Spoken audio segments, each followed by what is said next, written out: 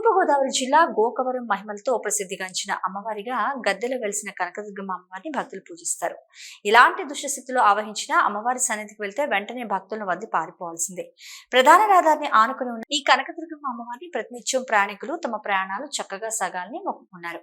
భక్తుల విషయంలో మొక్కులు తీర్చే అమ్మవారిగా కనకదుర్గమ్మ అమ్మవారికి మండల కేంద్రంలోని భక్తులకు గట్టి నమ్మకం. విజయదశమి పండుగను పురస్కరించుకుని 4వ శనివారం అమ్మవారికి ఇష్టమైన 108 పిండి వంటల్ని ఆర్యవిశేషంగా మహిళా భక్తులు సమర్పించుకున్నారు. ప్రతిరోజు మహిళా భక్తులకు అమ్మవారికి ఆనందం కలిగేలా జానపద భక్తి గీతాలను పాడి అమ్మవారి కృపకు పాత్రలవుతుంటారు.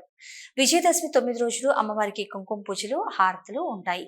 ఆలయ అర్చకులు భక్తుల కోరిక తీర్చే అమ్మవారిగా ప్రసిద్ధిగాంచిన ఈ అమ్మవారికి ప్రతిరోజు అధిక సంఖ్యలో భక్తులు వచ్చి పూజలు జరిపించుకుంటారంటూ పేర్కొన్నారు.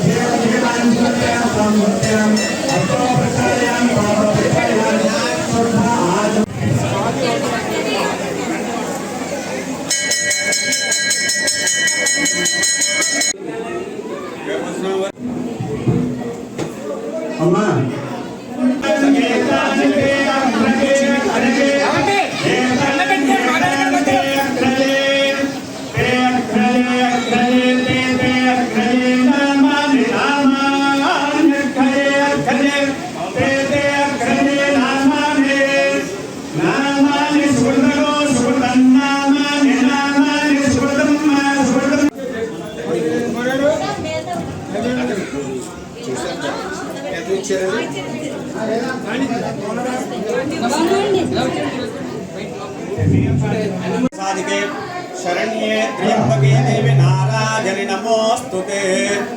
గోకవరం గ్రామంలో వేయించేసి ఉన్న వీరభద్రుని యొక్క గద్దెలో కనకదుర్గ అమ్మవారు వేయించేసి ఉన్నారు.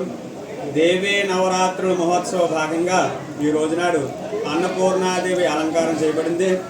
భక్తులందరూ కూడా 108 పిండి వంటలతో ఇక్కడ తీసుకొచ్చి లలితా సహస్రనామ పారాయణ చేయడం జరుగుతోంది.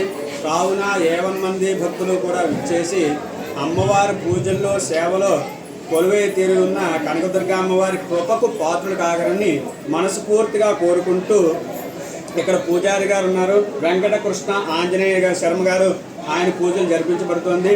నేను కూడా వచ్చి ఇక్కడ ఉదయం నుంచి సాయంత్రం వరకు కూడా శతనామ సహస్రాలతోటి అష్టోత్తరాలతోటి కనకదుర్గ అమ్మవారిని కొలుచుకోవడం జరుగుతుంది.